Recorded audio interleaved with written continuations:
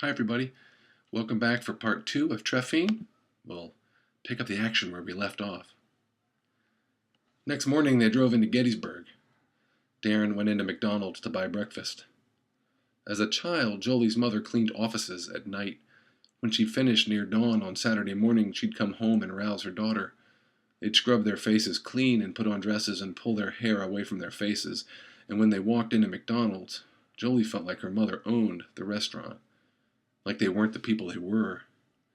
They ordered Egg McMuffins and square hash browns and orange juice or hot cakes with the dipping cups of butter-flavored syrup.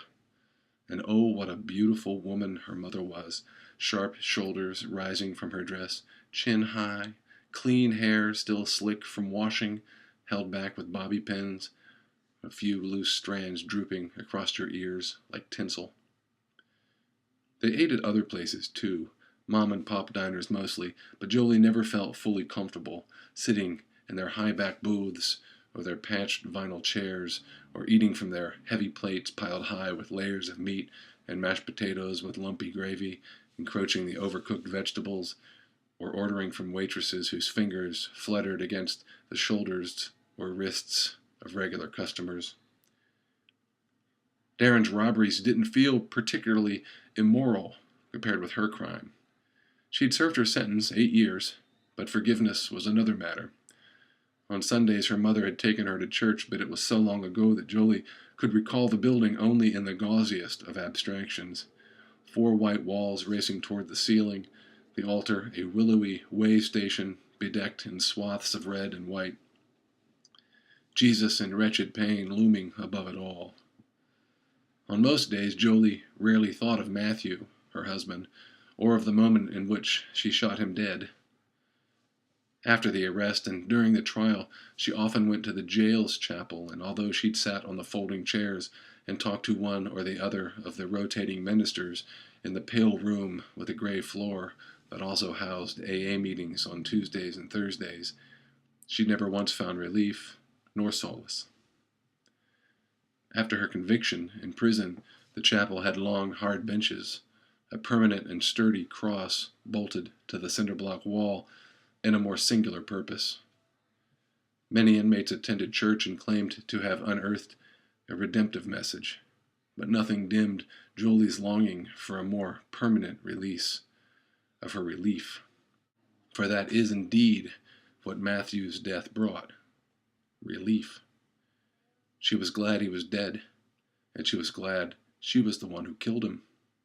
How could one explain such a thing? When Darren came around the corner of the McDonald's, he skipped over the curb and waved as he bounced through the bushes that divided the drive-through lane from the rear side parking lot. Not until later would she realize that he had no paper bag of food, no tray of beverages.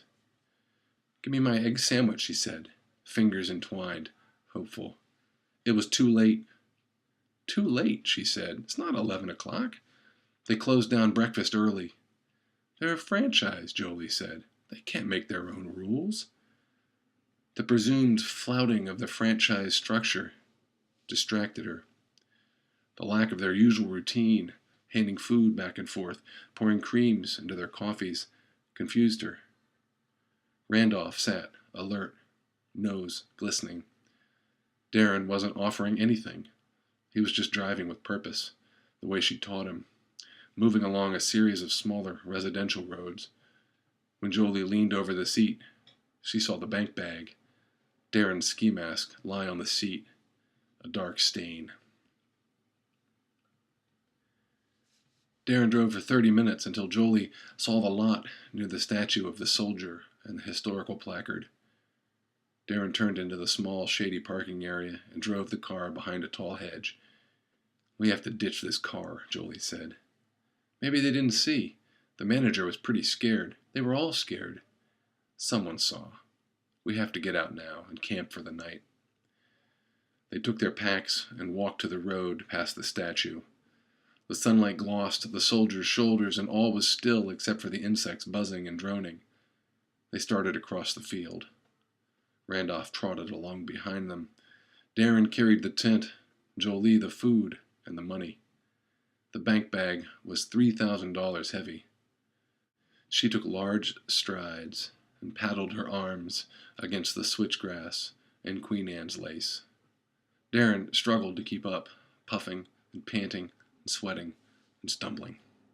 "Jolie," he said, "this pack is heavy." "Not as heavy as mine," she said. "Can you slow down just a bit?" "You don't have to come with me," Jolie said. But Darren was there to stay. The cooking pots and the little gas stove rattled around in his pack. Both of them were wearing sweatshirts too heavy for the warm day. Soon, rings of perspiration marked their collars and their armpits, but Jolie did not slow down. When the field opened onto a road, she stepped onto the blacktop and quickened her pace yet again. At the next crossroad, she followed a sign pointing toward a campsite. She kept to the shoulder, and her shoes scuffed a dusty, disquieting cloud. The pack straps dug into her shoulders. Soon she was 100 yards ahead of Darren, with Randolph in the no man's land between. The muscles in her thighs grew taut and stiff, but still she pressed on, sucking down rancorous, insufficient draughts of hot afternoon air. Thanks, everybody. Part 3 tomorrow.